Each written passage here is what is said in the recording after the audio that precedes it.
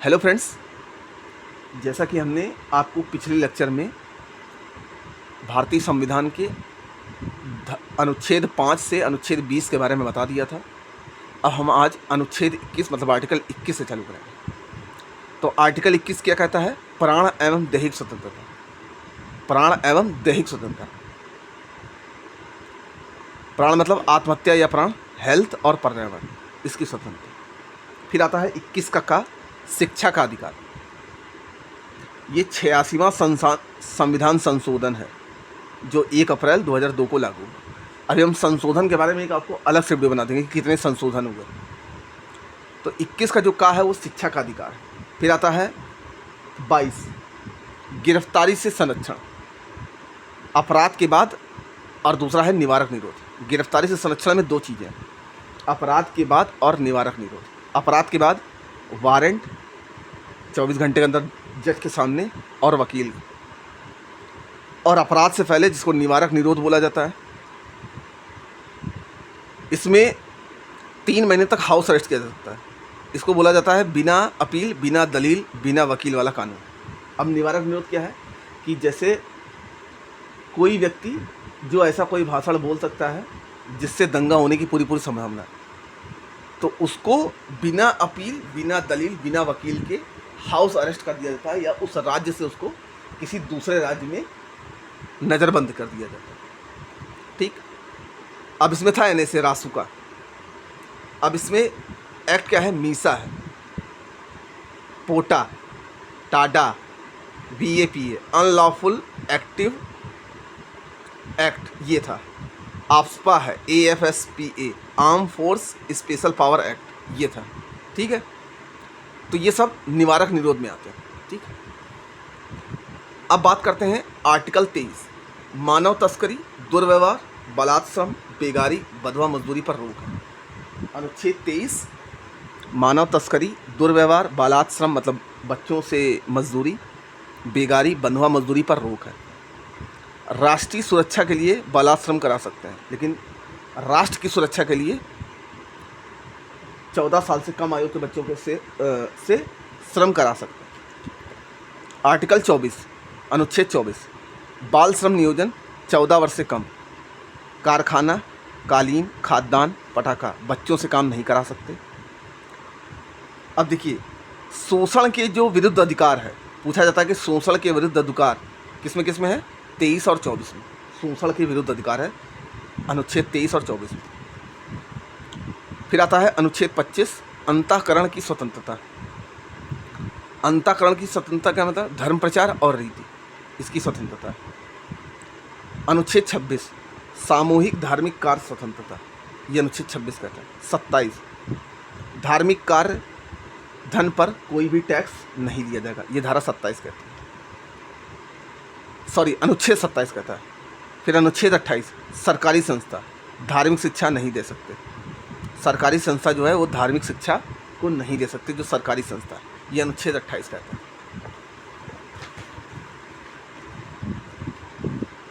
फिर आता है अनुच्छेद 29 अल्पसंख्यकों के लिए शिक्षा एवं संस्कृति का अधिकार है। जो अल्पसंख्यक लोग हैं उनके लिए शिक्षा और संस्कृति का अधिकार है। धारा 30 अल्पसंख्यक लोग अपनी संस्था खोल सकते हैं। धारा 31 संपत्ति का अधिकार।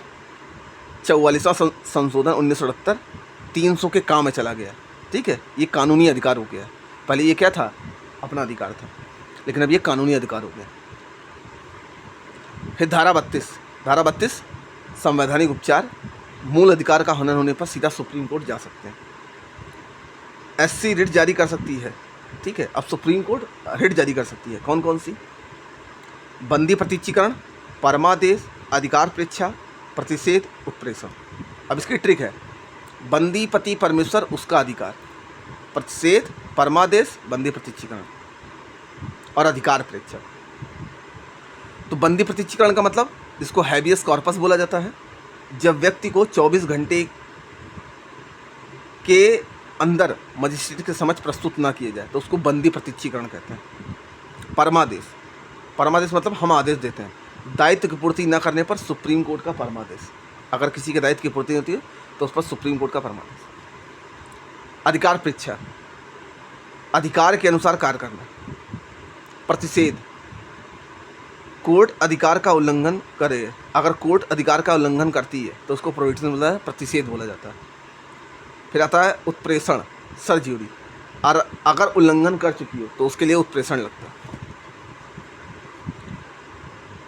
अब आर्टिकल 32 में सुप्रीम कोर्ट के तहत रिट है, और इसी में आर्टिकल 226 में हाई कोर्ट के तहत रिट जारी कर सकते हैं। परमादेश, अधिकारपेक्षा, इन सब के लिए सुप्रीम कोर्ट अदर मामलों में 139 के तहत रिट जारी करती है, वैसे मूल अधिकार में 32 के तहत रिट जारी करता है।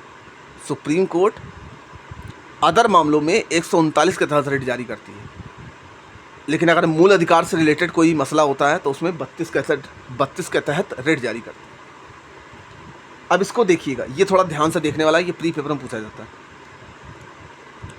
14 से 18 समानता का अधिकार है, 19 से 22 स्वतंत्रता का अधिकार है, 23-24 शोषण के विरुद्ध अधिकार है, 25-28 धार्मिक स्वतंत्रता का अधिकार है, 29-30 शिक्षा एवं संस्कृति का अधिकार है, 31 संपत्ति का अधिकार है, 32 संवैधानिक उपचार है। ये ध्यान रखिएगा, ये मोस्ट इंपॉर्टेंट है, ये जो मैंने आपको बताया। 14 से 18 समानता का अधिकार, 19 से 22 स्वतंत्रता का अधिकार, 23 से 24 शोषण के विरुद्ध अधिकार, 25 से 28 धार्मिक स्वतंत्रता का अधिकार, 29 से 30 शिक्षा एवं संस्कृति का अधिकार, 31 संपत्ति का अधिकार, 32 संवैधानिक उपचार। ये जो संविधान की रीढ़ है वो आर्टिकल 19 को बोला जाता है, अनुच्छेद 19 को बोला जाता है। फिर आता है अनुच्छेद 33, राष्ट्रीय सुरक्षा के लिए सीमित मूल अधिकार, मीडिया, रॉ, सीबीआई, सीआईडी, एनआईए, आर, राष्ट्रीय सुरक्षा के लिए सीमित मूल अधिकार। फिर आता है अनुच्छेद 34, सैन्य क्षेत्र में सेना का कानून, मूल अधिकार सीमित हो जाते हैं। अगर सैन्य क्षेत्र में सेना का जो कानून है उसमें मूल अधिकार सीमित हो जाते हैं, जो मूल अधिकार हैं वो सीमित हो जाते हैं।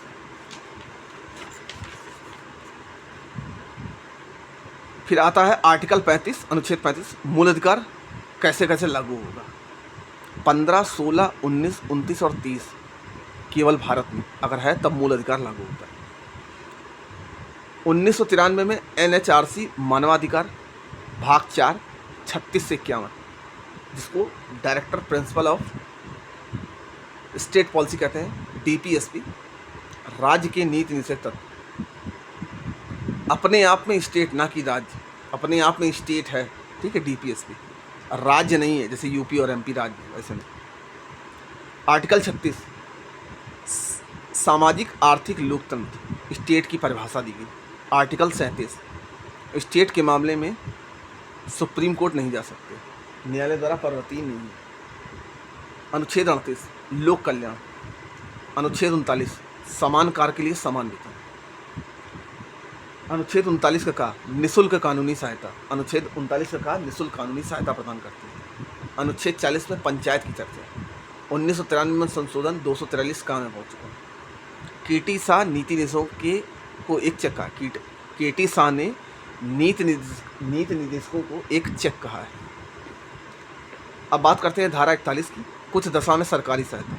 42 प्रसूति सहायता मनोचित दशा। 43 कामगार निर्वाह योग्य मंजूरी, न्याय संगत। अब जैसे 41, 42, 43 की ट्रिक है, द मतलब दशा में सरकारी सहायता, प्रसूति सहायता मतलब मनोचित दशा, और ना से न्याय संगत। अनुच्छेद 43। अब 43 का कहा उद्योग प्रबंधन में कारीगरों की भागीदारी, ठीक। अनुच्छेद 44 समान सिविल संहिता, समान सिविल संहिता विवाह के लिए। यह कानून केवल गोवा का एक मात्र राज्य है, वहीं पर लागू है। अनुच्छेद 45 6 से कम के बच्चे का स्वास्थ्य और 6 से 14 तक के बच्चे की शिक्षा निःशुल्क मिलनी चाहिए। 46 में SC/ST, 47 में पोषाहार है, मादक पदार्थों का रोक, पोषाहार को बढ़ावा देना। 48 में कृषि एवं पशुपालन, दुधारू पशु की हत्या पर रोक है, अनुच्छेद 48। 48 का कहा पर्यावरण, वन तथा वन्यजीव, सरदार वर्ण सिंह समिति द्वारा, ये सरकार का कर्तव्य है, अनुच्छेद 48 का कहा। 49 में राष्ट्रीय स्मारक की सुरक्षा, अनुच्छेद 50 में कार्यपालिका और न्यायपालिका, ठीक। तो आज की इस वीडियो में हम अनुच्छेद 50 तक रहने देते हैं, मिलते हैं हम आपको नेक्स्ट वीडियो में।